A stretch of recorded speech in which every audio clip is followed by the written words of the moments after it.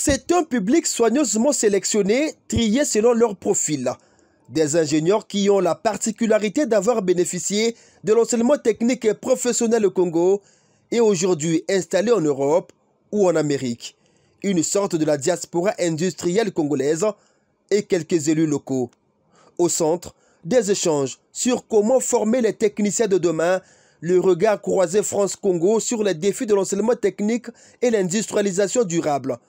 Une bonne opportunité pour celui qui a reçu la mission de réformer l'enseignement technique et professionnel au Congo. Cette réforme tient à 3 ou 4 choses. La première, c'est l'organisation administrative du ministère. Travail qui se fait. Il y a l'organisation des infrastructures. Un autre travail qui se fait. Mais le fondamental, c'est la réorganisation des formations pour répondre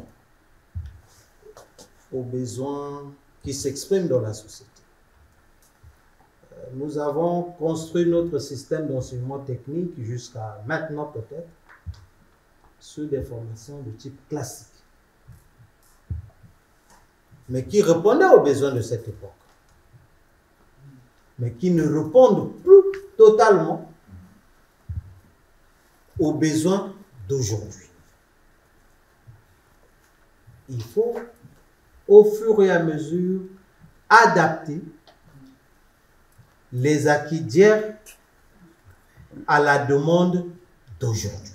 C'est donc un échange froid auquel s'est livré Ghislain Thierry Magessa Ebomé avec comme toile de fond favoriser la coopération éducative et industrielle, encourager des projets concrets d'échange et mettre en lumière les enjeux communs en matière de formation technique et professionnelle.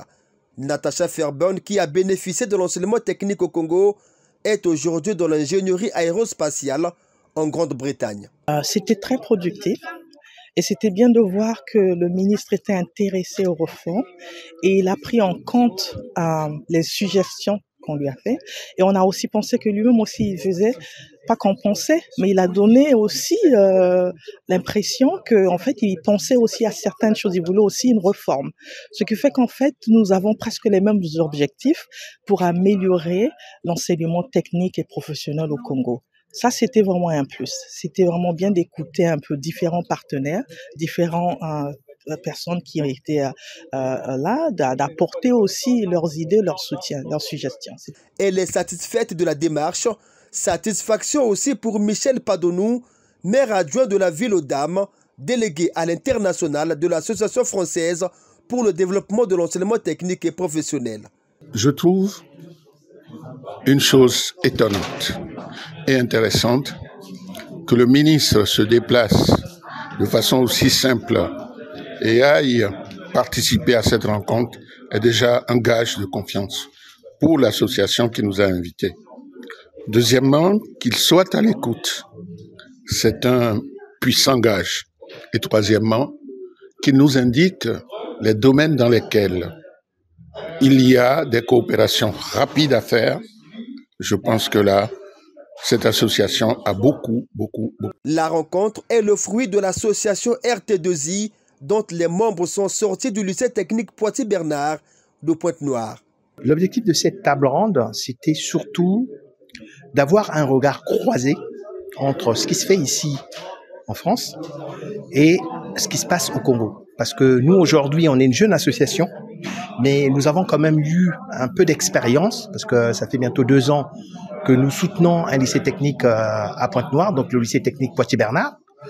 On a fait des constats, donc on a observé des choses, et on pense que cette table ronde, c'était un peu l'occasion de partager ces constats et d'avoir aussi un regard croisé avec ce qui se passe ici, pour justement essayer de dégager des leviers d'amélioration pour notre pays. Cette rencontre s'inscrit dans le cadre du séjour de travail du ministre de l'Enseignement technique et professionnel, qu'il a d'ailleurs conduit dans la région de la Normandie, où il est allé, entre autres, explorer des partenariats dans les nouveaux types de formations dans les métiers de la mer.